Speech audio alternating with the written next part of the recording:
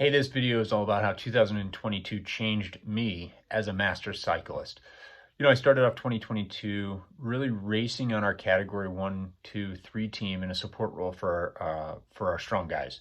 My role was going to be cover brakes, pull brakes back, set the tempo on the front, and if still there at the very end, conduct a lead out for our sprinters. And that was kind of the plan. I was going to race Masters kind of as a secondary role for the year. That really changed early in the season, though.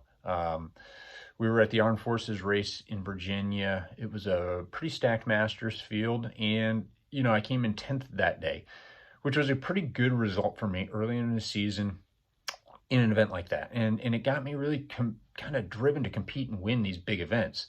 So I sat down with our coach and started to work through the balance of my year schedule, and we decided at that time it was really more important for me to focus on the Masters scene and kind of step away from the category racing in the support role.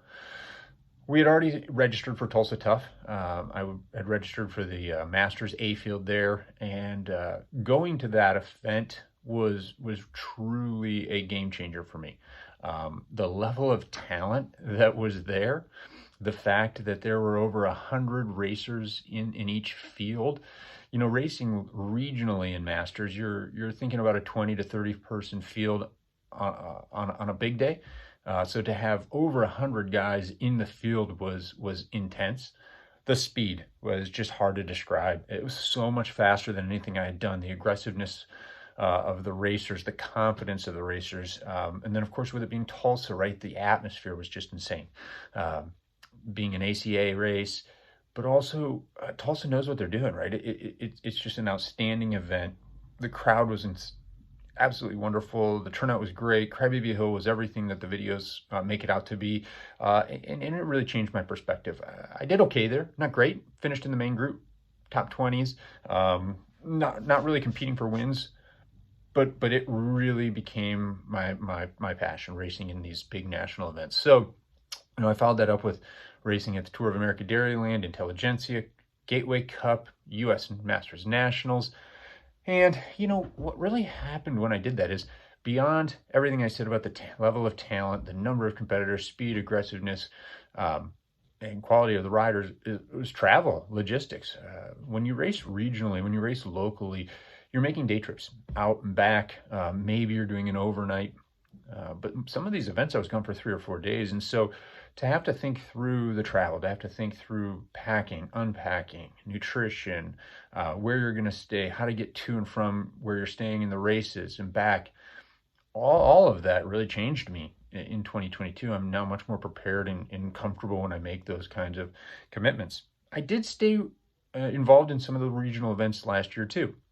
I went in support of a teammate at a Buffalo Criterium in New York. We took top 2 steps in the podium that day, raced at the Hyde Park Criterium in Cincinnati, Ohio, was 3rd place on the podium that day. Had to miss two events that were pretty high on my list for 2022, Whiskey City in Indiana and Schoolyard Rumble, which is the Ohio State Masters Criterium State Championships. Had to miss both of those due to COVID. But I really learned that I love the national events. I love competing at the very highest level, and I want to make sure that my 2023 calendar is built primarily around those events, while also continuing to support our local races and my teammates in those local races. I was also changed. What else changed for me was the community of master cyclists. Getting to know guys from all over the United States was really intimidating at first. But this is such a great community of guys. Chatting them up before a race and post-race. One person in particular that stands out is Marco Alidia. He's a former national champion, races for Texas Roadhouse, lives in the Columbus, Ohio area, and it was at Tulsa. I was overwhelmed at Tulsa. I was excited as hell, but I was overwhelmed. I did my normal pre-ride routine. Showed up to the event about 45 minutes or so before the start of my race, and found out that there was a staging tent, and found out that I was lining up about 80th because I didn't get staging early enough. And in any race, let alone a big race like Tulsa, if you start 80th, it's real hard to move up through the field and be competitive. And so I had to do a lot of work that day. And Marco and I were chatting a little bit, and he was just sharing some tips with me about you got to get there early, you got to get to staging early. It's kind of 2 races, right? You got to race to stage, and then you got to race the race. So day 2 and 3, I was on the front row because of those tips. Talked to me a little bit about the course, told me about a couple of the guys inside the race. He doesn't have to do that, right? Now, I know I wasn't a threat to him on those days, but he still doesn't have to do that. I thought it was really great that he took the opportunity and just kind of gave me a little bit of tips and advice to make the experience better. And, I had that happen 2 or 3 times throughout the year. And one day I hope to be able to do that for people. 2022 changed me also when you look at some of the results, right? So Strava does a great job of pulling all of their data, and here are some of the highlights, right? According to Strava, I was in the top 1% of the population on a bike this year. I raced 40 times in 2022, had 2 wins, 6 podiums, 6 top 10s, and more importantly, just countless learnings, countless memories. I'm not just a better cyclist today, I'm a better person today, I'm a better teammate today because of everything that I went through in 2022. And so, I'm excited about 2023, bringing all of these learnings to hopefully some bigger results, some wins on these big stages.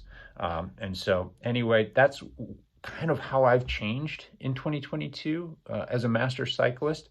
So I hope you enjoyed. As always, ride Moss.